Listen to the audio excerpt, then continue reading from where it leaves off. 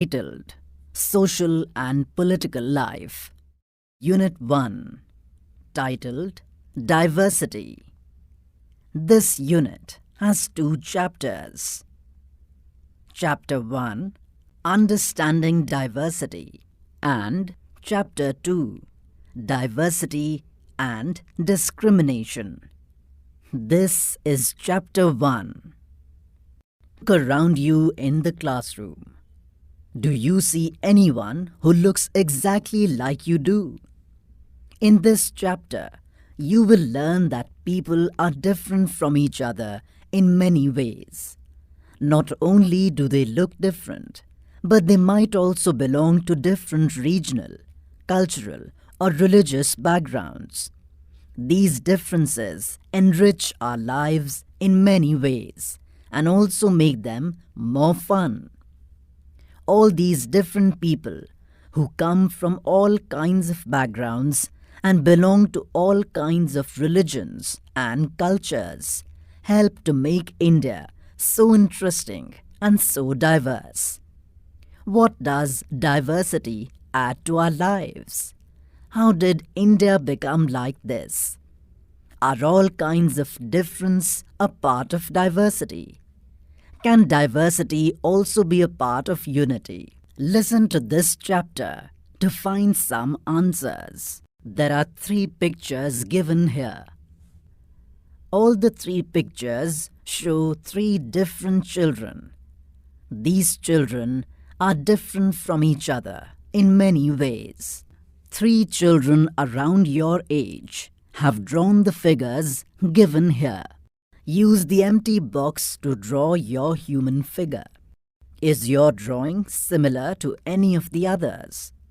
The chances are that your drawing is quite different from the other 3, which you can see are quite different from each other. This is because each one of us has a unique drawing style. We not only don't look exactly like each other, but also differ in terms of the language we speak, our cultural backgrounds, the religious rituals we observe, and of course, the way we draw. Page 4. There is a blue box given here which says, fill out the information asked here about yourself. When I go out, I like wearing. At home, I speak in. My favorite sport is. I like reading books about. There are blank spaces given below each of these questions to write your answer. Now, ask your teacher to help you check how many of you have similar answers. Is there anyone whose list matches yours exactly? Probably not, but many of you may have similar answers. How many like reading the same kind of books? How many different languages are spoken by the students in your class? By now, you must have recognized the many ways in which you are quite like some of your classmates and other ways in which you are different from them. Making friends. Do you think it would be easy for you to make friends with someone who was very different from you? Listen to this story and think about this. I had meant it as a joke made up for a small ragged boy who sold newspapers at the Janpat crossing at the busy intersection. Every time I cycled past, he would run after me, holding out the English paper and screaming out the evening's headlines in a mixture of Hindi and English words. This time, I stopped by the pavement and asked for the Hindi paper. His mouth fell open. "You mean you know Hindi?" he asked. "Of course," I said as I paid for the paper. "Why? What did you think?" He paused. "But you look so Angrez," he said. You mean you can even read Hindi? Of course I can, I said, this time a little impatiently. I can speak, read, and write Hindi. Hindi is one of the subjects I study in school. Subjects? He asked. How could I explain what a subject was to someone who had never been to school? Well, it is something. I began, but the lights changed, and the honking behind me grew 100-fold, and I let myself be pushed along with the rest of the traffic. There is a picture made on page number 4. On this picture, there is a traffic signal shown with auto rickshaw, car, and a cycle. The cycle is being driven by an elder boy. A younger boy is selling newspapers to him. Page 5. The next day he was there again, smiling at me and holding out a Hindi paper. Bhaiya, he said, आपका अखबार. अब बताइए, ये subject क्या चीज़ है? The English words sounded strange on his tongue. It sounded like its other meaning in English, to be ruled by someone else. Oh, it's just something to study, I said. And then, because the red light had come on, I asked him, have you ever been to school?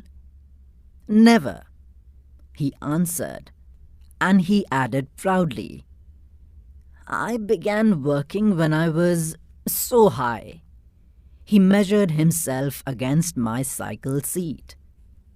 First, my mother used to come with me, but I can do it all alone. Where is your mother now? I asked. But then the lights changed and I was off. I heard him yell from somewhere behind me. She's in Meerut with... The rest was drowned out. My name is Sameer, he said the next day. And very shyly he asked, what's yours? It was incredible. My bicycle wobbled. My name is Sameer too, I said. What? His eyes lit up. Yes, I grinned at him. It's another name for Hanuman's father, you know. So now you are Sameer 1 and I am Sameer 2, he said triumphantly. Something like that, I answered, and then I held out my hand. Haath milao, Sameer 2. His hand nestled in mine like a little bird. I could still feel its warmth as I cycled away. The next day, he did not have his usual smile for me. There is trouble in Meerut, he said. Many people are being killed there in the riots. I looked at the headlines. Communal riots. It blazed. But, Sameer, I began. I am a Muslim, Sameer, he said in answer. And all my people are in Meerut. His eyes filled with tears, and when I touched his shoulder, he would not look up. He was not at the crossing the day after, neither the day after, nor ever again. And no newspaper, in English or Hindi, can tell me where my Sameer 2 has gone. This was the story, The Lights Changed, by Poil Sen Gupta. A blue box is given here which says, name 3 ways in which Sameer 1 and Sameer 2 were different. Did these differences prevent them from becoming friends? While Sameer 1 is more familiar with English, Sameer 2 speaks Hindi. Although they both are more at home in different languages, they still communicated with each other. They made the effort to do so because this was what was important to them. Sameer Ek and Sameer Do also come from different religious and cultural backgrounds. While Sameer Ek is a Hindu, Sameer Do is a Muslim. Different religious and cultural backgrounds such as these are an aspect of diversity. Page number 6. A blue box is given here which says, make a list of the festivals that might have been celebrated by the two boys, Sameer Ek, Sameer Do. Can you think of a situation in which you made friends with someone who was very different from you? Write a story that describes this. In addition to their diverse religious and cultural backgrounds, there are other ways in which Sameer Ek and Sameer Do are different from each other. For example, while Sameer Ek goes to school, Sameer Do sells newspapers. Discuss. Why do you think Sameer Do did not attend school? Do you think it would have been easy for him to attend school if he wanted to? In your opinion, is it a fair situation that some children get to go to school and others don't?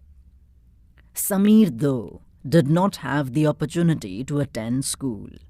Perhaps you've noticed that there are several people in the area where you live who are poor and who don't have enough to eat or wear, and sometimes not even a place to live. This difference is not the same as the one we have seen earlier. Here, we are talking not of difference but of inequality. Inequality comes about when a person does not have the resources and opportunities that are available to other persons. The caste system is another example of inequality. According to this, society was divided into different groups depending upon the work that people did, and they were supposed to remain in those groups. So, if your parents were potters, you could only become a potter, nothing else. This system was considered irreversible, and because you were not supposed to change your profession, it was not considered necessary for you to know anything more than what you needed in your profession. This created a situation of inequality. You will read more about this and other inequalities in the following chapters. What does diversity add to our lives? Just like Sameer Ek and Sameer Do became friends, you might have friends who are very different from you. You have probably eaten different kinds of food in their homes, celebrated different festivals with them, tried out the clothes they wear, and learned some of their languages as well. A blue box is given here which says, make a list of the food that you have eaten from different parts of India. Make a list of the languages besides your mother tongue that you can speak at least 1 or 2 words of. Page number 7. There is a drawing made on this page. On this drawing, there is a magic carpet on which a monkey, an old lady, and a boy are traveling. You probably like reading and hearing stories and adventures about different animals, people, and even ghosts. Perhaps you even enjoy making up stories yourself. Many young people feel happy when they read a good story because it gives them lots of ideas to make up more stories. People who write stories get their ideas from all sorts of different places, from books and real life, and from their imagination. Some may have lived in forests, close to animals, and chosen to write of their fights and friendships. Others read real accounts of kings and queens, and wrote stories about love and honor. Some dipped into their own childhood memories of school and friends and wrote stories of adventure. Imagine if all the storytellers and writers that you have heard and read so far were forced to live in a place where all people wore the same two colors, red and white, ate the same food, maybe potatoes, took care of the same two animals, for example, the deer and the cat, and to entertain themselves played snakes and ladders. What kind of stories do you think they would write? A blue box is given here which says, imagine that you are a writer or an artist who lives in the place described above. Either write a story or draw a picture of your life here. Do you think you would enjoy living in a place like this? List 5 different things that you would miss the most if you lived here. Diversity in India. India is a country of many diversities. We speak different languages, have various types of food, celebrate different festivals, practice different religions. But actually, if you think about it, we do many things that are similar, except that we do them in different ways. How do we explain diversity? A little more than 200 years ago, or long before the train, aeroplane, bus or car became a part of our lives, people traveled from one part of the world to another, in ships, on horses, on camels, or on foot. Page number 8. There is a table given on this page. List at least 3 different ways in which people in India do the following. One of the possible answers has been provided for you already. There are 4 columns given here. In the first column, there are different options for various things given. Different ways in which people pray, different ways in which people get married, different ways in which people dress, different ways in which people greet each other, different ways in which people cook rice. You have to write the different ways in which people do these activities. One of the possible answers has been provided for you already. There are 3 pink columns given here, in which one of the ways in which these different activities can be done is already given here as an example. For example, different ways in which people pray. One of the examples given is through singing a hymn. Different ways in which people get married. The example given is through signing a register in the court. Different ways in which people dress. An example given is in Manipur, women wear a fanek. Option: in Manipur, women wear a fanek. Different ways in which people greet each other. The example given here is, in Jharkhand, many Adivasis say Johar to greet each other. Different ways in which people cook rice. The example given is by making biryani with meat or vegetables. Often, they went in search of new lands or new places to settle in, or for people to trade with. And because it took so long to travel, once they got to a place, people stayed there, often for a long time. Many others left their homes because there were famines and drought. Option: many others left their homes because there were famines and drought, and they could not get enough to eat. Some went in search of work, while others left because there was a war. Sometimes, as they began to make their homes in new places, people began to change a little, and at other times they managed to do things in the old ways. So their languages, food, music, religions became a mix of the old and the new, and out of this intermixing of cultures came something new and different. The history of many places shows us how many different cultural influences have helped to shape life and culture there. Thus, regions became very diverse because of their unique histories. Similarly, diversity also comes about when people adapt their lives to the geographical area in which they live. For example, living near the sea is quite different from living in a mountainous area. Page number 9. Not only do people have different clothing and eating habits, but even the kinds of work they do are different. In cities, it is often easy to forget how closely people's lives are tied to their physical surroundings. This is because in the city, people seldom grow their own vegetables and grain. Instead, they depend on the market to buy all the food and other goods that they need. Let us try to understand what we mean when we say that historical and geographical factors influence the diversity of a region.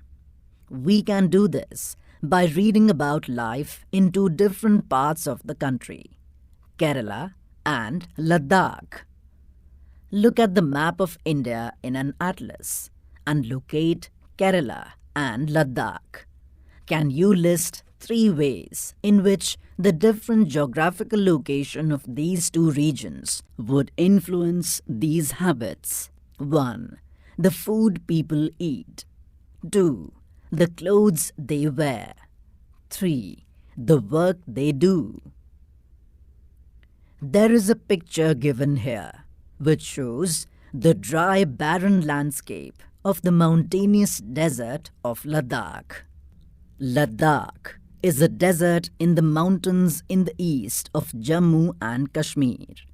Very little agriculture is possible here, since this region does not receive any rain and is covered in snow for a large part of the year.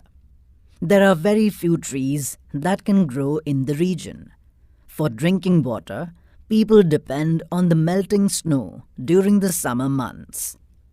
People here keep sheep and goats. The goats in this region are special because they produce pashmina wool. This wool is prized and pashmina shawls cost a lot of money. The people in Ladakh carefully collect the wool of the goats and sell this to traders from Kashmir. Pashmina shawls are chiefly woven in Kashmir. The people eat meat and milk products like cheese and butter. Each family owns some goats, cows, and zos, yak cows. Being a desert did not mean that Ladakh did not attract its share of traders. It was considered a good trade route as it had many passes through which caravans travelled to what is today called Tibet. These caravans carried textiles and spices, raw silk and carpets. Page number 10. Buddhism reached Tibet via Ladakh. Ladakh is also called Little Tibet. Islam was introduced in this region more than 400 years ago, and there is a significant Muslim population here. Ladakh has a very rich oral tradition of songs and poems. Local versions of the Tibetan national epic, the Kesar Saga, are performed and sung by both Muslims and Buddhists. Kerala is a state in the southwest corner of India. It is surrounded by the sea on one side and hills on the other. A number of spices like pepper, cloves and cardamoms are grown on the hills. It is spices that made this region an attractive place for traders. Jewish and Arab traders were the first to come here. The apostle of Christ, Saint Thomas, is believed to have come here nearly 2000 years ago, and he is credited with bringing Christianity to India. Many Arab traders also came and settled down here. Ibn Battuta, who travelled here a little less than 700 years ago, wrote a travelogue in which he describes the lives of Muslims and says that they were a highly respected community. The Portuguese discovered the sea route to India from Europe when Vasco da Gama landed with his ship here. Because of all these various historical influences, people in Kerala practiced different religions such as Judaism, Islam, Christianity, Hinduism, and Buddhism. The fishing nets used here look exactly like the Chinese fishing nets and are called China wala. Even the utensil used for frying is called the China chatti, and it is believed that the word Chin could have come from China. The fertile land and climate are suited to growing rice, and a majority of people here eat rice, fish, and vegetables. There are 3 pictures given on this page. The first picture shows Chinese fishing nets. In the second picture, there are 2 women weaving a pashmina shawl. In the third picture, there is a race boat of Kerala shown. The boat race is an important part of the Onam festival celebrated in Kerala.